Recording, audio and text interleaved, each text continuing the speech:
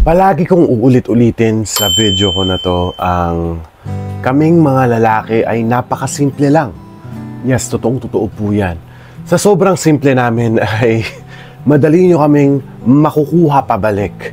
Kahit meron na kaming iba or kahit may mga kinakasama na kami dahil sa mga traits na sasabihin ko ngayong araw na to sa video natin. So kung bago ka pa lang dito sa ating channel, please do subscribe to my channel, and also pag nagustuhan mo itong video natin mamaya, please leave me a like, and also do not forget to turn on your notification bell para maging updated ka sa mga ina-upload kong videos every week. So ang topic natin today is about babalik ang lalaki sa'yo kahit meron na siya dahil dito, kahit meron na siyang iba dahil dito, diba? Sounds impossible, but it is possible. So ngayong araw to yan pag-uusapan natin. So yes, sa kalagitnaan nga po ng video natin, meron tayong tinatawag na shoutout section na kung saan ay babatiin natin ang ating mga mahal na subscribers na nagpapa-shoutout since last week. And also do follow my Instagram. Follow niyo po yung Instagram ko. Nandiyan po yung link sa ibaba, sa see more, sa description.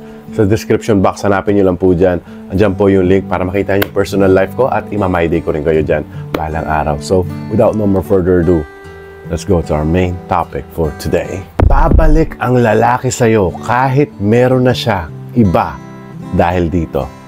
The first thing to do is you gotta do the contact rule.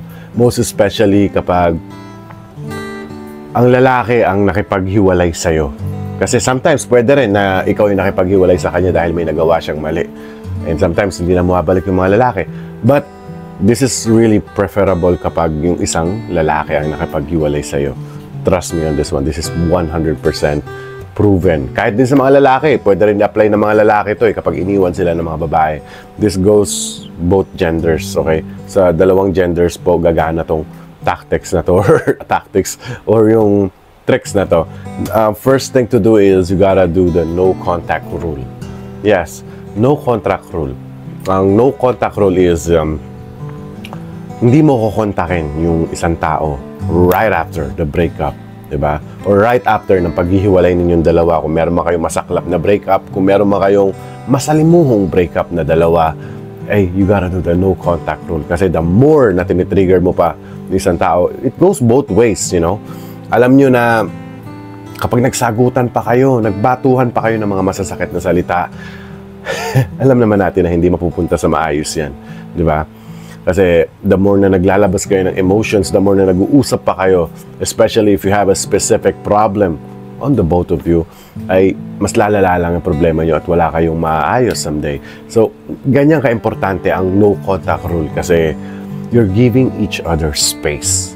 Binibigyan nyo ng space ang isa't isa na makapag-isip. And the good thing about you, kapag ikaw yung iniwan, is mabibigyan mo ng scarcity mindset ang isang lalaki. Ano nga ba yung scarcity mindset? Binibigyan mo siya ng takot sa utak niya na, hindi na siya nagme-message sa akin. Baka meron na tong iba, diba? O baka kaya masaya na to sa buhay niya ngayon, which is galit na galit ang mga nambe-break sa ganyang part. Nagagalit ang mga, ayan yung pinaka-hate na hate nila na dapat iniwan kita, dapat malungkot ka ngayon. Diba? Ganun yung mga mindset ng mga nang-break. Iniwan kita, dapat malungkot ka ngayon. And dapat habul-habulin mo ako kasi ako yung nang-iwan sa'yo. Ganun mostly ang mga mindset ng mga nang-break. Habul-habulin dapat yung nang-break. But kung babalik ta rin mo, if you're gonna twist it out, hindi ito sinasabi ng mga guru sa YouTube. Sinasabi nila, or yung mga normal na tao, sinasabi nila, kapag iniwan ka, habulin mo, magmakaawa ka. Ganun yung sinasabi nila, but that is wrong. That is wrong. Nakalimutan mo na meron ka rin kapangyarihan na nasa sayo na all you have to do is just be silent. Diba? Just be silent, no contact. Ganun lang. At patagalin mo yung no contact rules na yan kasi minimum ng no contact is 2 months to 6 months. So kapag nag-text na siya sa'yo, diba? And then sa period ng 6 months na yan, for sure, sigurado naman naka-move on ka na siguro, di ba? Kasi sinasarili mo lang yung pain na nararamdaman mo. And especially kapag nag-no contact rules kayo, iwasan mo mag-post ng mga malulungkot na mga quotes dyan sa Facebook. Nagsishare ka ng mga malulungkot na mga video sa Facebook. Iwasan nyo rin po yan. Kasi malalaman na ng break sa inyo na malungkot ka talaga, just to avoid na huwag mo ipapakita yung vulnerability mo sa nang hiwalay sa'yo. Just let him find out. Kasi alam nyo girls, ang pinaka number one na napaka-attractive talaga sa isang tao is a person who looks like a mystery. Yes, you have a mystery.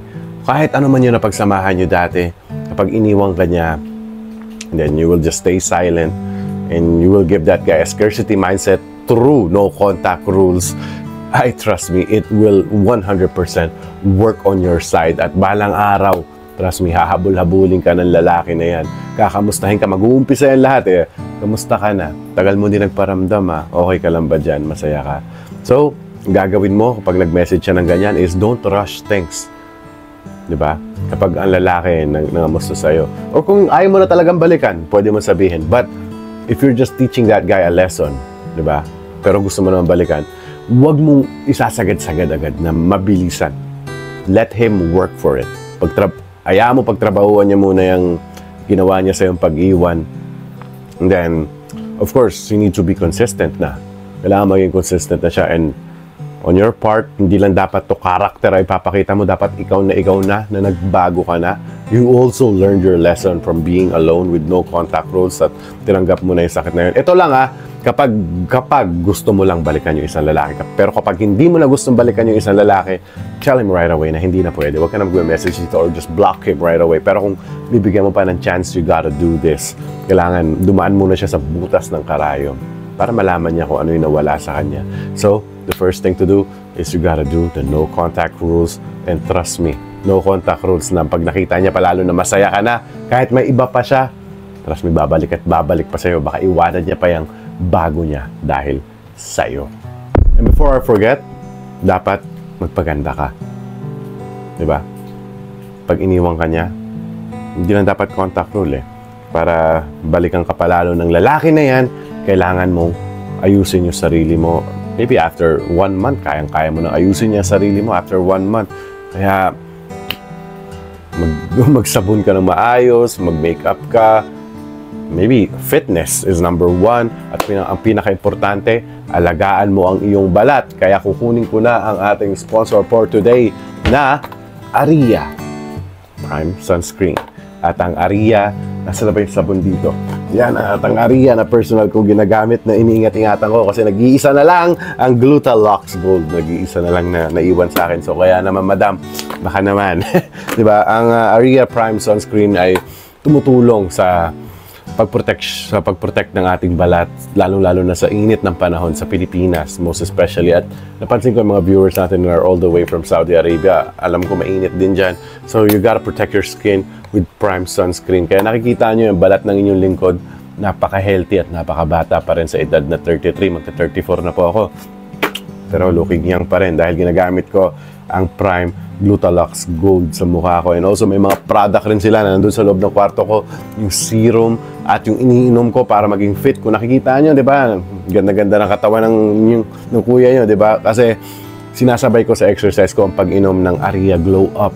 Ang Aria Glow Up naman ay nagre-release ng toxins sa katawan natin kapag nagiinom ka ng alak, nagiinom ka, kung ano-ano man yung pinapasok na chemicals mo sa katawan mo, ay tutulungan ka ng Aria Co para matanggal yung mga masasamang elements or chemicals na pumapasok sa balat mo. So, once again, kung gusto nyo umiscore ng Aria Co products, i-check nyo lang po sa description box sa baba, pindutin nyo lang yung see more.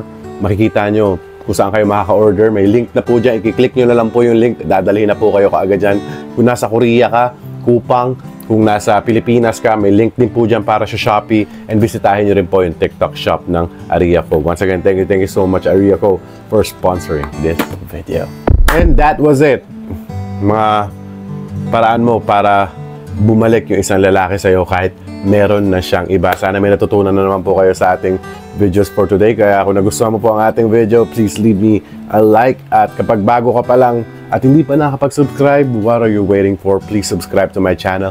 And also do not forget to turn on your notification bell para maging updated ka sa mga ina-upload kong videos every week. And just keep writing down your comments. Sa susunod na video, isa-shoutout ko po kayo sa ating next video, mga pangalan ninyo.